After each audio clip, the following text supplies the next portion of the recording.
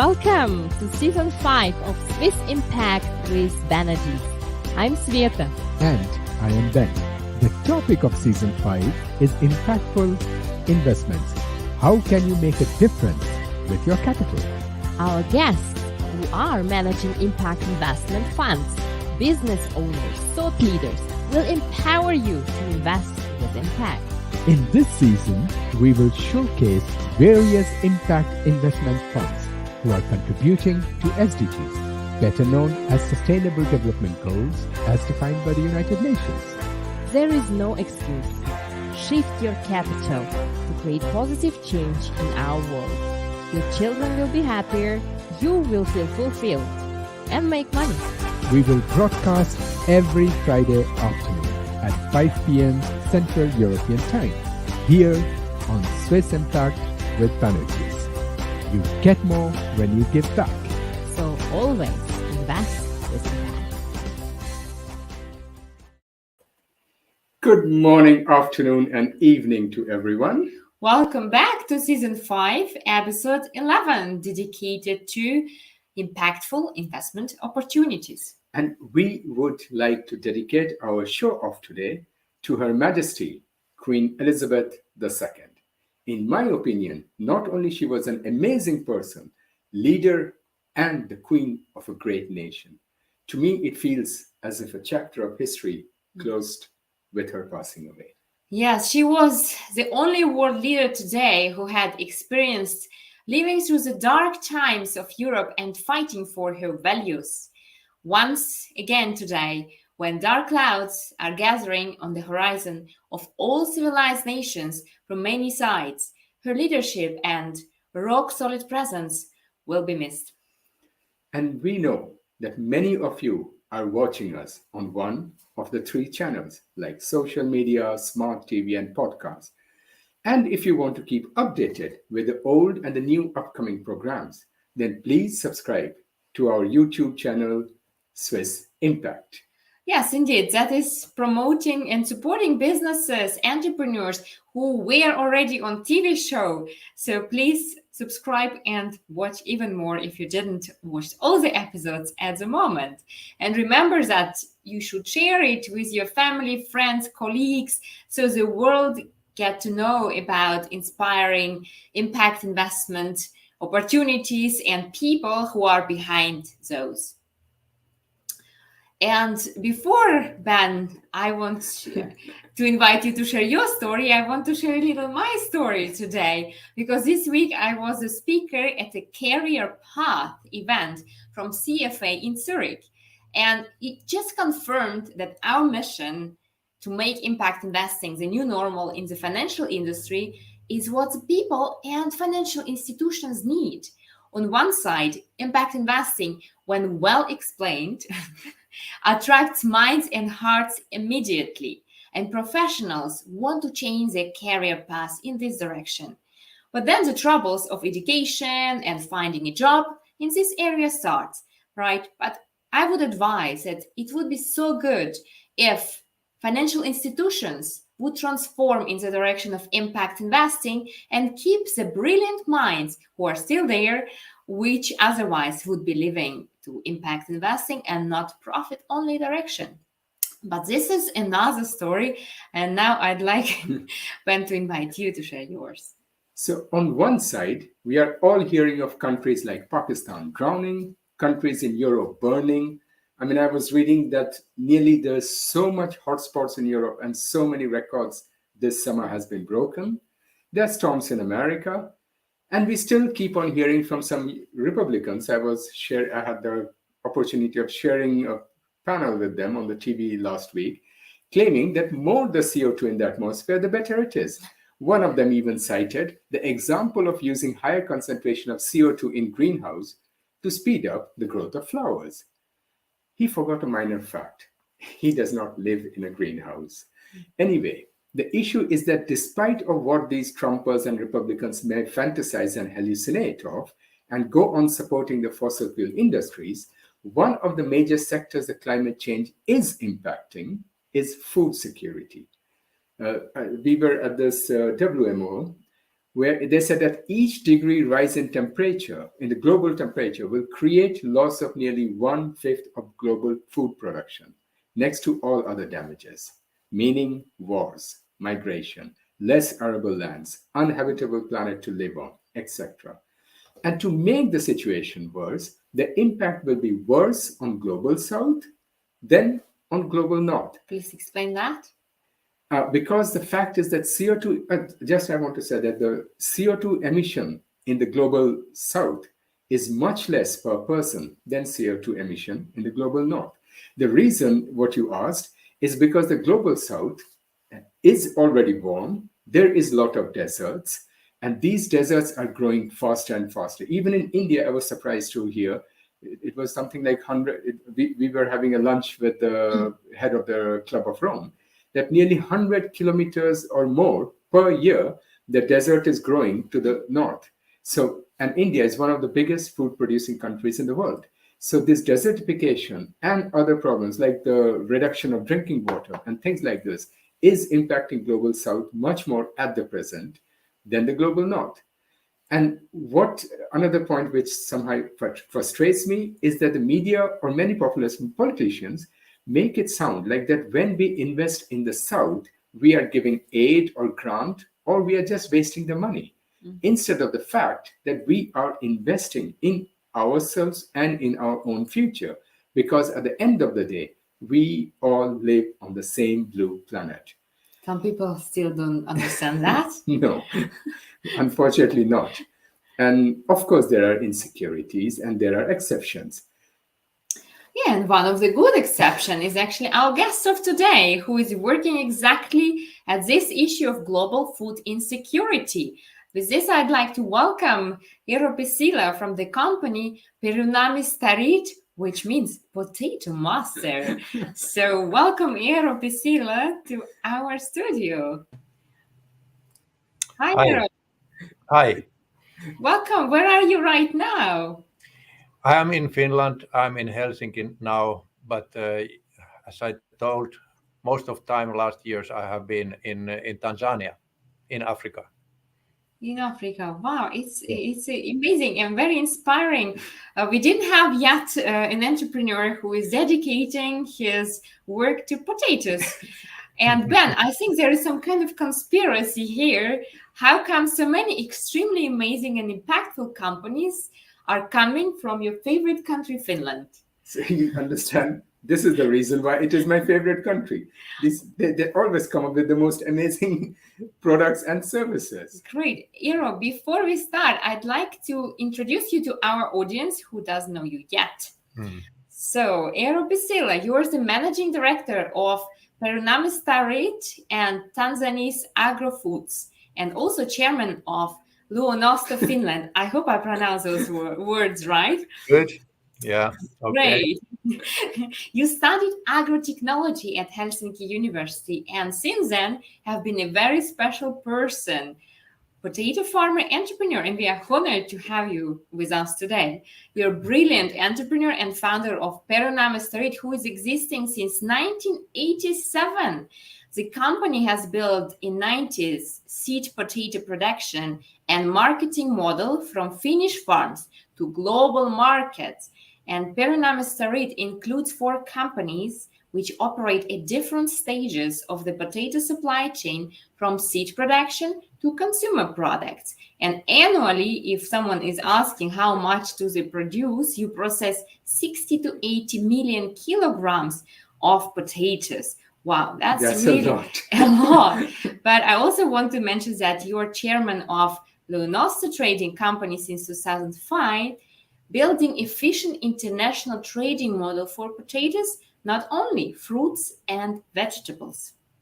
And last but not least, you also founded Tanzanice Agrofoods in 2017, where investor and chairman of Pohjolan Peruna, Finland's biggest potato processing company or factory, till 2021.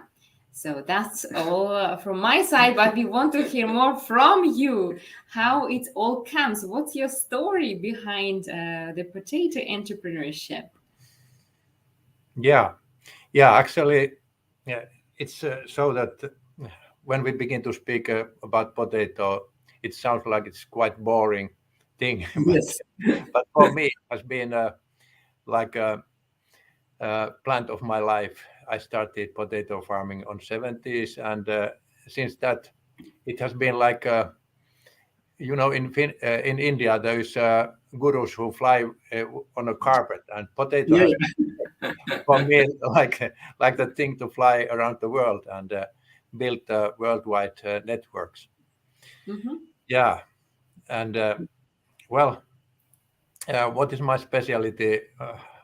My background is like Sveta, you told, it's from farm, but what I have been doing is just build the value chains to find what the consumers need, and that's my specialty. And why potato? Sorry? Why potato? Why not other agriculture? Yeah, that's a deep question, but it's my love. But you can do so much. You can make chips. You can make all kinds of Greek Smashed things. potatoes as You can kids, I think we all love that. And I think you can even make alcohol out of it.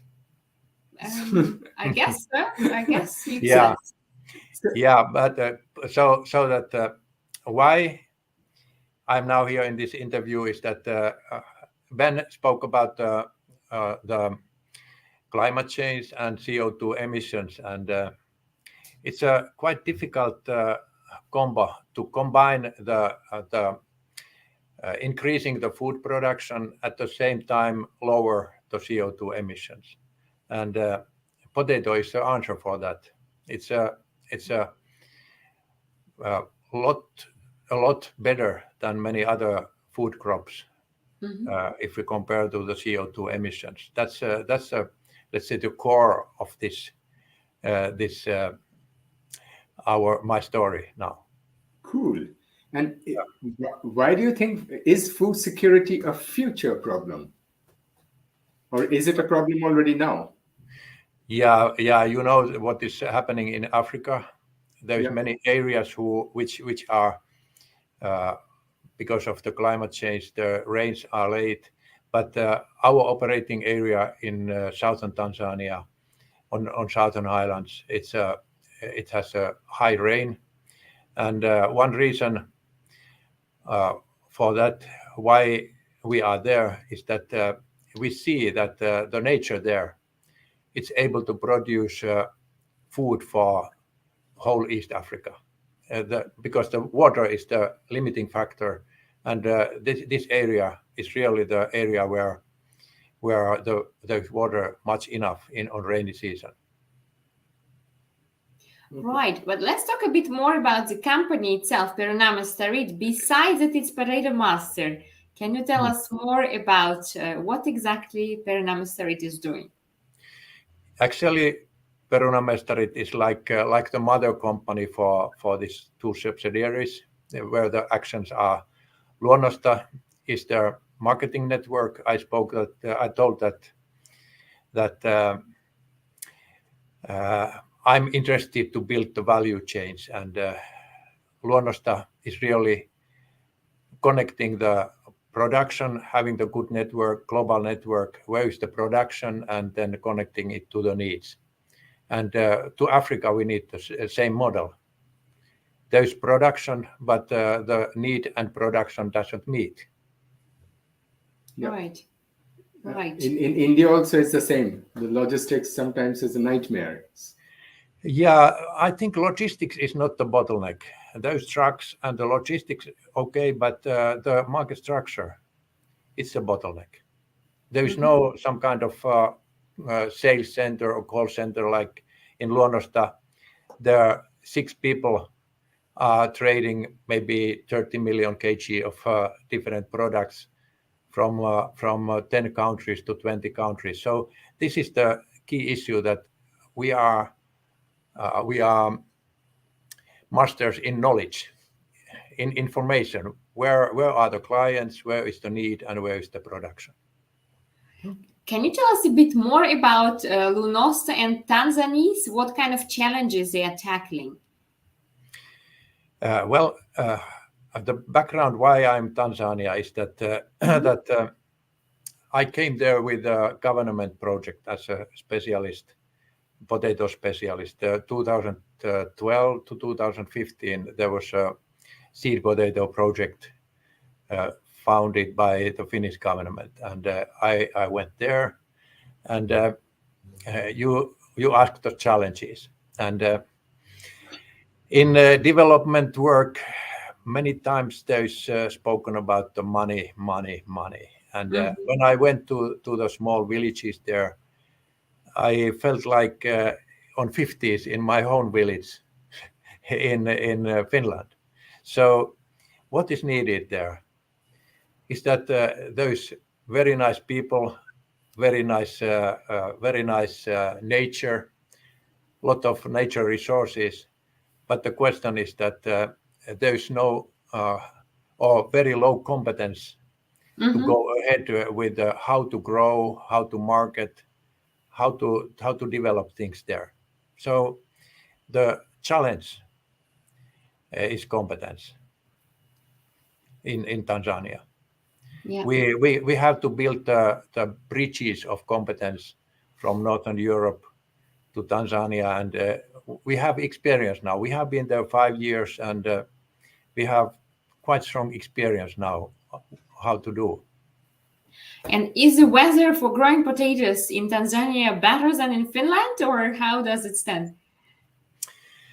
Yeah, weather in on Tanzanian highlands, it's very good for potato. You know that potato comes originally from the mountains of Peru, and for example, the best potato growing areas on Tanzania are on an altitude like 2,000 meters, between 1,500 to 2,000 meters from sea level.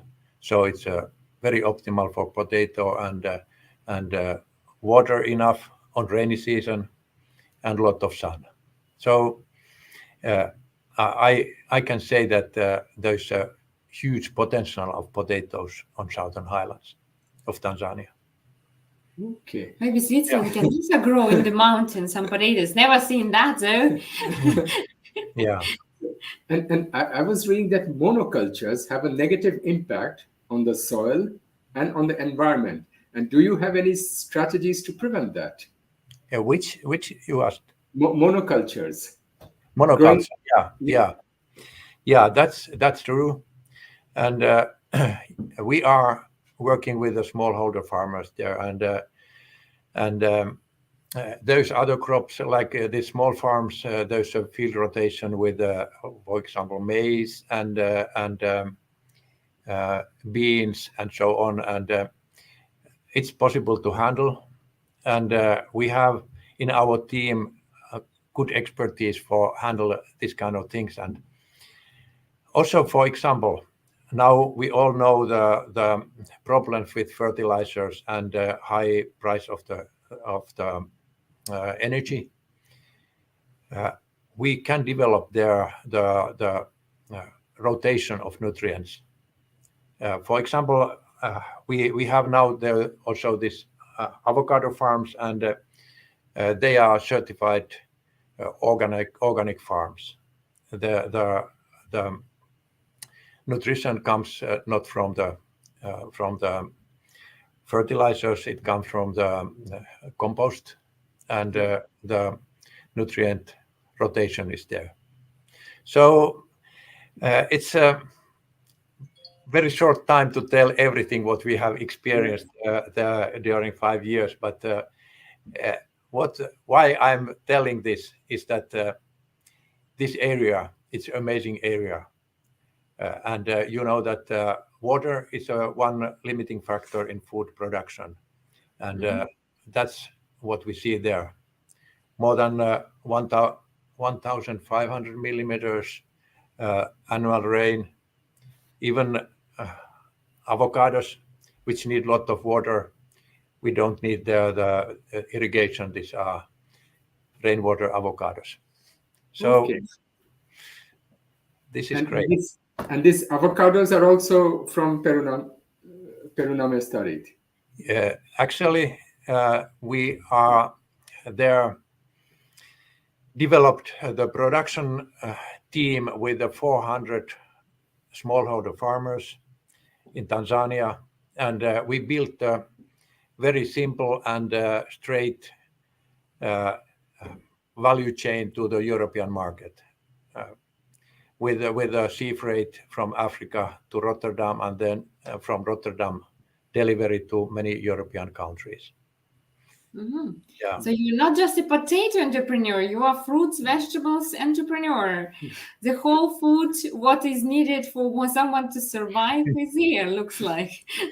Yeah.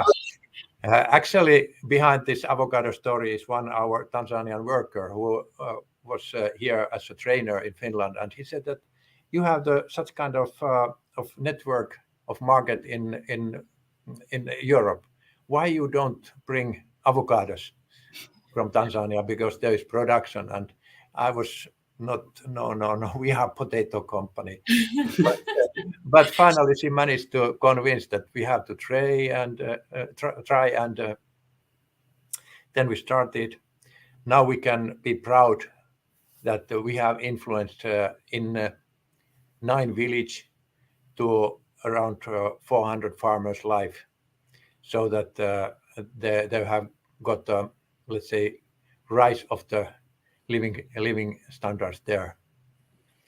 And we are looking forward so that we can multiply this story, especially in Tanzania, but it's the same issue also in some other East African countries, which is possible to develop this kind of value chains from the farmers to the global market. Yeah. So are the farmers then paid based on the fair trade scheme, or like what makes you so special, as a company in terms of impact, environmental and social impact? I think that our basic story was so that when we started with avocados in Southern Highlands, the quality was quite low, and also there was the prices for the farmers were very, very low, and the key issue was that farmers were producing organic, but they didn't know that they are producing organic. That happens a lot. There came some middlemen to buy and giving small money them, and we built a system. And also there's quite some funny things that now 95% of our farmers, they are getting money through banks, and they are very happy, so that when the money is coming through bank, the robbers cannot robber them. like sometimes happens that when the middleman came and gave big money. Yeah. So, and also the education, we have trained and organized certificates like GRASP, Sveta, social response certificate, global gap, and all this they need the training of farmers, the working methods, hygiene, and so many things. So it's a big influence, wide influence to the farm level, to the village level, and this is something very, very motivating to see this development there. And That's nice. And are you also promoting sustainable farming practices? Yeah, of course. We have this organic certification, and we have local agronomists working there, and compared to, let's say, big plantations in South America and Middle America, our production is totally different. So it's like balance with the local culture and local habits, and also with the nature. So we want to build something special so that there's no feeling for the European consumers that we are just like robbing something from the south, but we are getting something amazing products and also giving some opportunities to the farmers in south. That sounds really great, Eero. I'm really excited to know about your activities. Can you tell us also why this certification is so important for farmers or for supply chain? Why it is like that? Why it's so important? Without certificate, the doors of the big supermarket chains are not opening. It's like a key. It's no idea to go to knock the door of the big supermarket chains in Europe and tell that, well, I have avocados for sale. They say that, well, come back when you have this global gap, when you have Sveta, when you have organic, then we can discuss further. And this is what we have organized, and we can offer to Tanzanian farmers. This is one part of this competence transfer. And have you also implemented regenerative agriculture strategies? Well, this is maybe the question which we have to pass.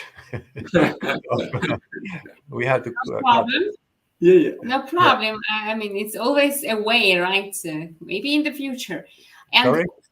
Maybe in the future you will dive deeper into that topic with your companies. I mean, changing from potato to avocados and other crops is already a big step. And regenerative agriculture strategies, it's becoming more and more popular. Not everyone is yet into that. Yeah. And another thing is that the cooling facilities, we know, are very, very energy intensive. How are you tackling that? Yeah, maybe our main target for this investment is the cool storages for potatoes. And the thing is that production is possible on rainy season. And then when everybody has potatoes, there's also potatoes rotting to the villages because there is no market. And like in worldwide also, the post-harvest questions are influencing the big losses for the food. And we have made research, and we have the solution so that we can build some kind of basic model of the cool storage of potatoes. And in Southern Highlands, they can be like low energy, working by the solar energy. It's a huge opportunity, and now we are trying to build the model and test it. And when it works, it can have a big influence to the food losses, and supporting the food security. And also, if you think about the Eastern Africa need of foods, we have to build the year-round supply of potatoes. Otherwise, we are not a good supplier. Yeah. Whenever somebody calls, we have to have potatoes. Of course. And which one are actually sold more, the certified organic or conventional products? We are focused on the organic avocados. This all 400 farmers are certified for organic, but sometimes there is a request of conventional avocados, and we can buy from other farms also small quantities, but we are focused to the organic, making the Tanzanian brand. Exactly. And in which countries do you then sell it? Like, do we also eat your avocados maybe in Switzerland, or? Actually, I don't know if there is our avocados in Switzerland, but they are, most of them, they are coming to Rotterdam, and they're the European wholesalers. They sell what I know, at least France, Spain, Greece, Germany, Sweden, Finland, Denmark. But well, our quantities are still more quite small, less than 1 million kg per year. But we are looking for growth, and we hope that we can offer the, let's say, avocados which cannot hurt the nature. Yeah. So. And how do you manage gender equality issues in the context of agriculture? Are you also looking into that? Like we know that in Africa, a lot of farming is done by women. Yeah, that is true. That is true, and small farmers, like at the moment, near 50% of our farmers who are producing, they are women, and also we have carried out a quite big training program of potato farmers, and there near 50% of those 4,000 potato farmers are women. Okay. I mean, women are good, of course. I also, in my childhood, grew a lot of potatoes helping my parents. Yeah. So absolutely, yeah. But manpower is also needed by growing different crops, for sure. Another question, because, we know that your products are carefully selected. And what is then done to the ones who didn't pass the quality standards? Because there is a food waste going on. So how do you deal with that? Yeah, for example, I can tell more about avocados. One key issue is that now we see many times in Europe that when we buy avocados, the quality is not good. I face that. When we buy them from the supermarket, they don't ripen. They begin to rot. And the reason for that is that they are harvested too early. Really? They are not matured enough, and we have in our organization the trained harvesting group, and we are measuring the dry matter, which is the indicator of the ripening. And this is very, very important that when the clients get the avocados, they are expensive. Everyone have to be eatable. Yeah. The key issue is this dry matter as a indicator of the ripening. Okay, I didn't know that. Good to know. Yes, Yeah, exactly. Because indeed some avocados don't get ripened, and then you're like, okay, you can, you can just throw them away. It's waste, complete waste of resources. Okay, great. But talking about your needs and what you're looking for, you say that you plan to grow. So what is your plan for the next 5 years, and what do you need? Are you looking for investments? Yes. When I was there during the public project, I was looking that, and I know also that there's a lot of money carried to Africa for different development projects and so on. And because I'm a farmer, I was looking that what is the impact of this money? And now I'm thinking that money is like a fertilizer. If you put too much fertilizer to the soil and there is no seeds, it's poisoning, even poisoning. And now we have, during these 5 years, we have grown or created the seeds of the business there. There is now the value chains from villages to the neighbor countries as a potato, and there's a value chain from Southern Highland villages to the consumers to the Europe. So these are like the seeds, pilots. We know how it works. We have created the cash flow from Europe to Africa, which is very important. It's different money which comes from the pockets of the consumers than the money which comes from the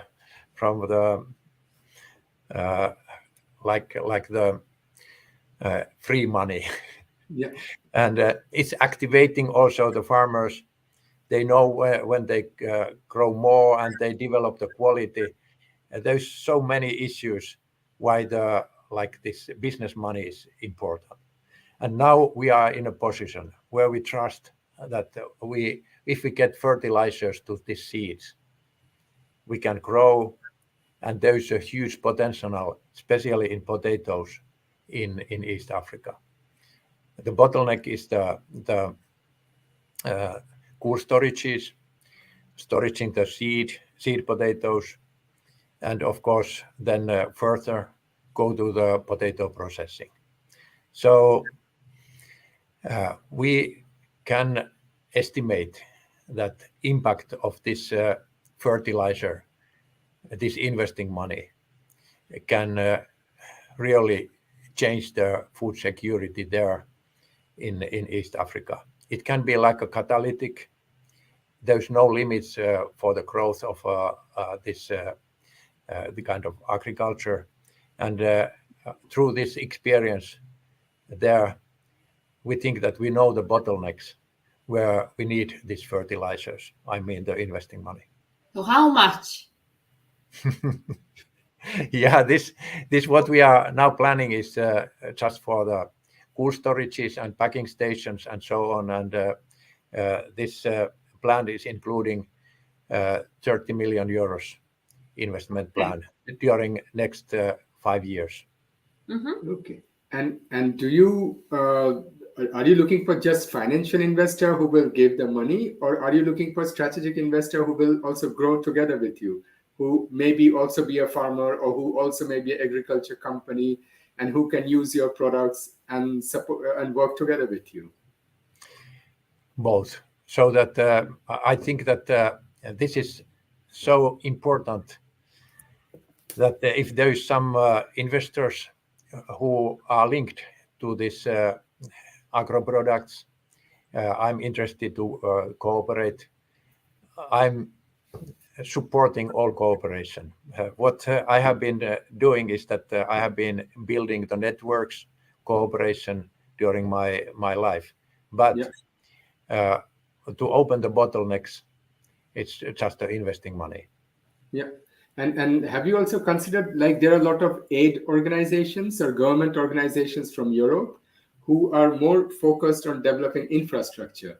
For example, they can tell you that they will set up the cooling centers, or they will invest and create the cooling, and you supply and you use those centers for your potato. Will that also help?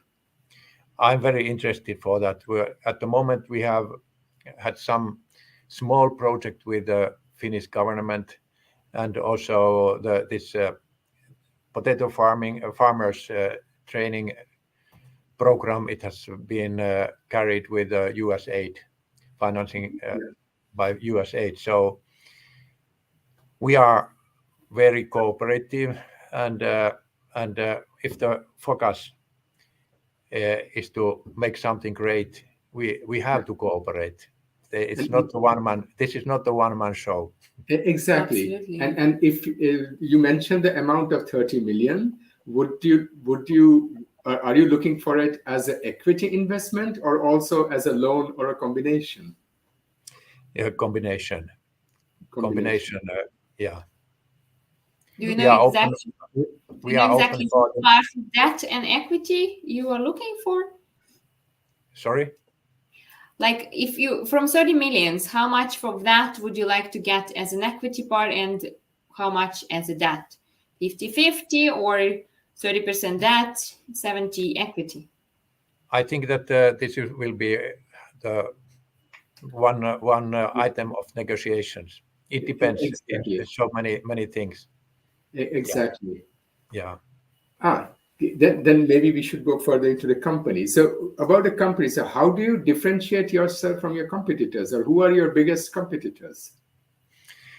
I think that in potatoes, we are in a very special position. There is some potato companies, but in our team, we have the unique competence, especially over the whole value chain. And my colleague there, he's a potato scientist and being the director of Finnish Potato Research Institute. So we can offer just the needed key how to go ahead with this big opportunity of potatoes. There is good companies who can support one part of the value chain, but our experience and our value is that we know something about whole value chain, and we want to share this competence to East Africa, make something happen. Eero, how big is your team actually? Because you're working since 1987. Do you know it by heart?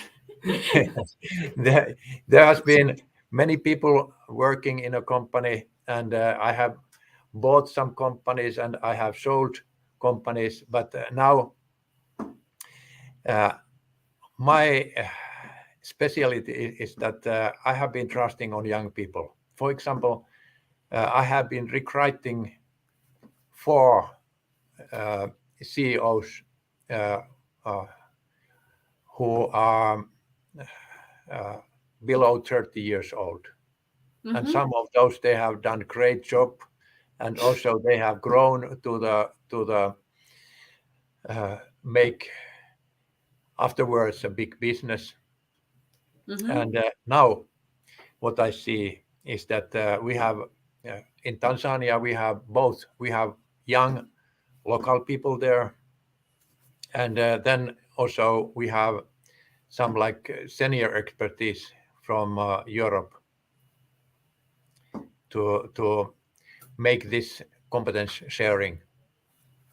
Okay, so I see you have a big team. Yeah. And how would you define your business model? I mean, we can imagine how it is, but maybe you can quickly explain it, your business model. Concerning this, what we are looking in Africa is that we need to know where is the potential of the production, where are the natural resources, and then we need to know where are the clients, and then we have to build the value chain between those ends. And the model is tested with this Luonnosta company in Europe, and we want to create this model systems in East Africa also. It's giving the opportunities to not only to Tanzania, but I think that also for some other countries in future. Right. So you plan to keep also social and environmental aspects, of course, considered when you plan when you will implement the new farms in other countries. Well, actually, I think that the best social development is that the farmers, they get the good price for their products. Yep. And they get the support for the competence building for them. So what I have realized there is that if there is competence, the money comes after that. Yeah, exactly. And it's a best development work. Yeah. Farmers, they find that we are something. Yeah. We know something, and we get money paid for that. Not so that we are asking something from somewhere, but we are able. Exactly. That's something which I'm proud that there's the different feeling in villages to see that. And I was just thinking, so for example, if an investor comes and says, okay, I'm a farmer from India. I'll invest in your business, but you have to do the same in India. Would you be open to that? That's a very surprising question, but you know that I can say that let's talk. I will look. No, because we have had it sometimes that investors come and say, we want to invest, but we want to see the same product or the same service in our country. Yeah, I'm open to listen. We have exported also something to India. We have some experience, and we are looking that this food production. Yeah, it's now a global question. Yeah, now exactly. we are coming to the time where the, let's say, the real production and like basic industry, food production, energy, they are rising now in a value. And if there's something to give to somewhere, and we can do something, why not? But now what I'm looking is that we have the huge opportunity in East Africa. Yeah, exactly. And the fund you're looking for will be mainly for the cooling centers and everything, or would you be using also part of the money to grow your production capacity? Yeah, the opportunity is that when we started with avocados, we were supplying organic avocados to some clients, they begin to ask that is there some other products also? Can we find something else there? And now we are doing also the product development so that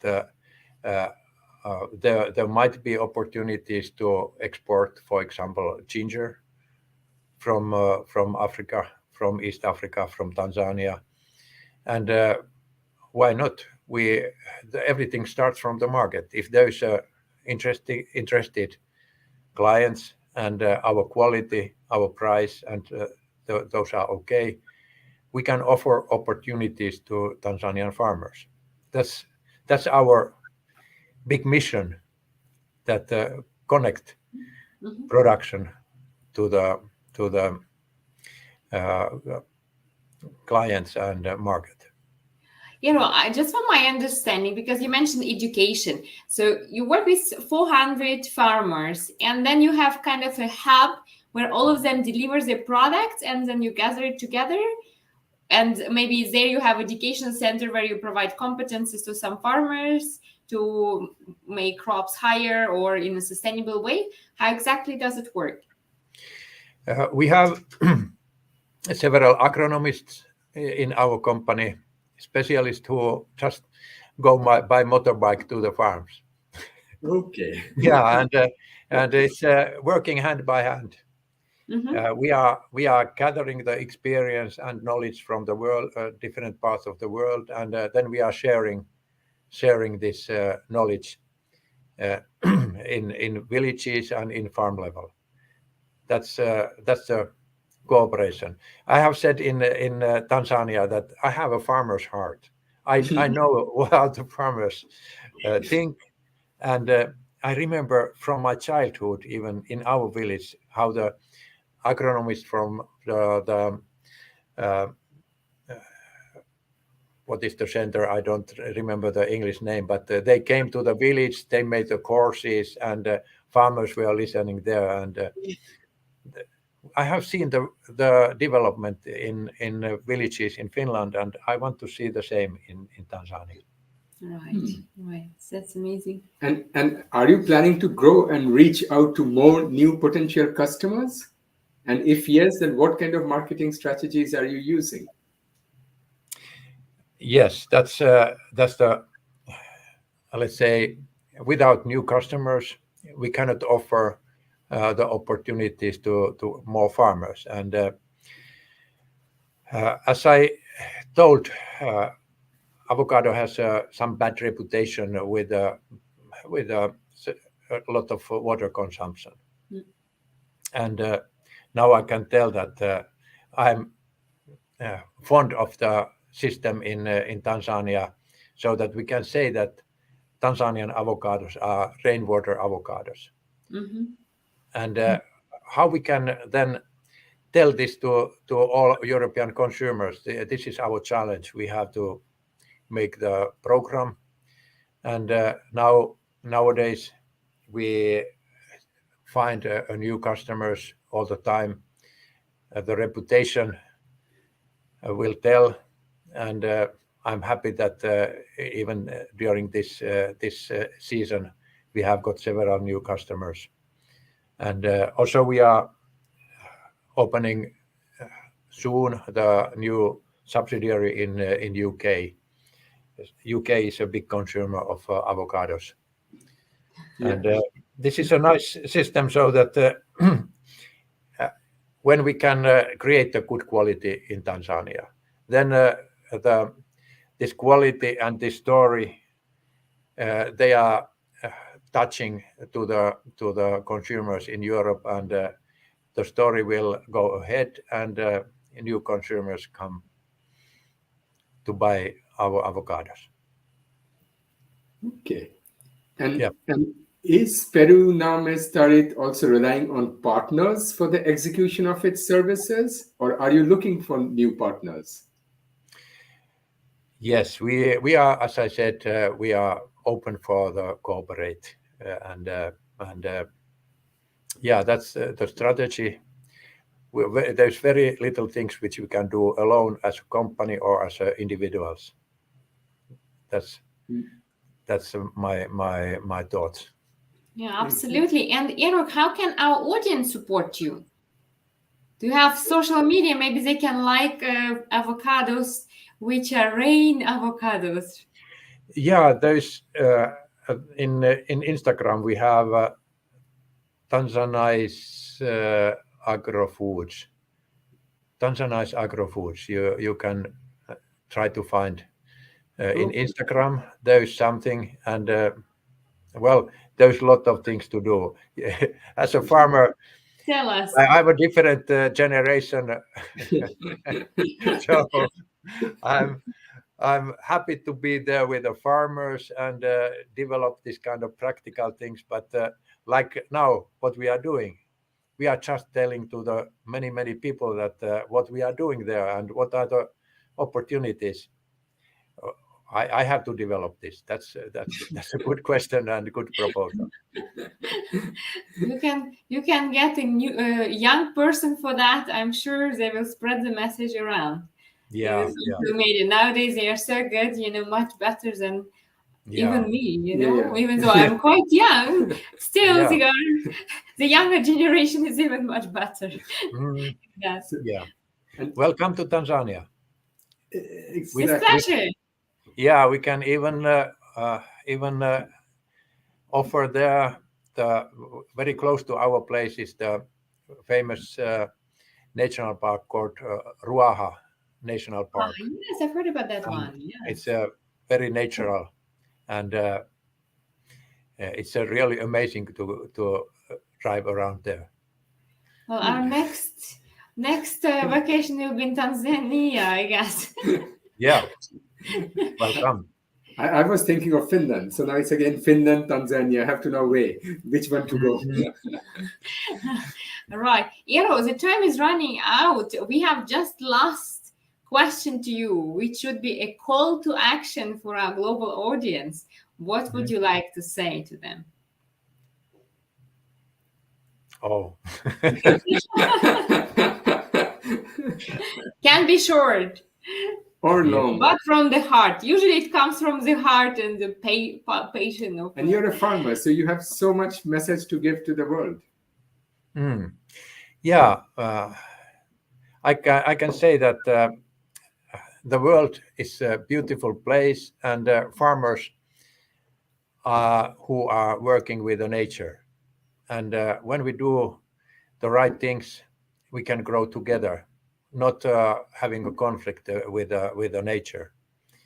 So this is my big view, that nature in Finland, in Africa, and everywhere we can produce food for the people and have at the same time the taking care of the nature and limiting, like what I told, limiting the climate change. It's not a impossible mission, but we need to know what we do. Thank you for the listening. That was amazing. That was really great message. Thank you for sharing that.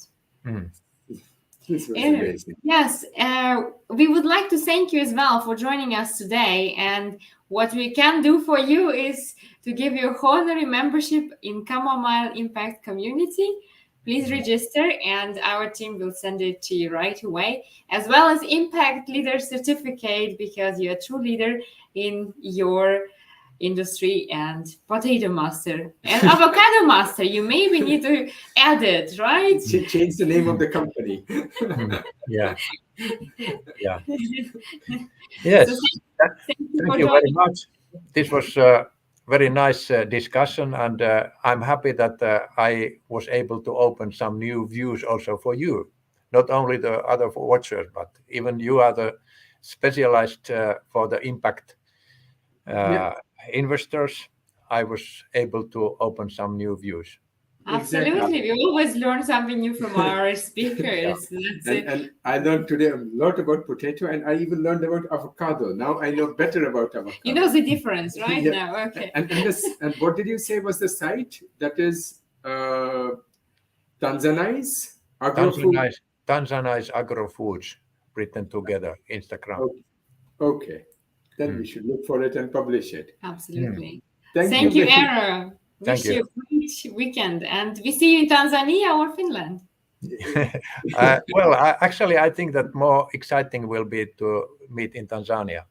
Welcome to Jombe. Oh, thank you. How do you go, by the way? You fly directly from Helsinki to... Yeah, quite often I fly via Amsterdam. It's only 9 hours flight from Amsterdam to Dar es Salaam, and then 14 hours drive by car. Or way, or 1.5 hour flight, and then 4 hours drive. But it's worth coming. Welcome. Karibu. In Swahili, in Tanzania, they say karibu. It means welcome. Ah, that's Karibu. the word. Karibu. Okay. Karibu, Tanzania. Karibu Tanzania. Well, yes. Thank you, Eero. Thank you so much. Very much. We will find our way there for sure. Yeah. So bye for now. And Yeah. Bye, Eero. See you. Yeah. Bye. So, dear viewers, with this, our amazing and inspiring food show, episode 11 of season 5 ends. Next week, we will have an amazing guest, one of the largest and oldest organizations in the world, focusing on women empowerment around the world, especially in emerging countries. And please do not forget to subscribe to our YouTube channel. It's easy. youtube.com/SwissImpact. Absolutely. And if you think you are impactful enough, contact us and be our next guest on the TV show. Always welcome to have a conversation with you. So you get more when you give back. So always invest with impact. Bye for now. Bye, everyone. Hi, we hope you enjoyed this episode of TV show Swiss Impact with Banerjee. Make sure you check out the next one, and also find us on Facebook, LinkedIn, Spotify, podcasts, and any of your favorite social media places. And please subscribe to our channel so you know when we release new episodes. And also leave us some feedback to help us grow this awesome impact community, and join it.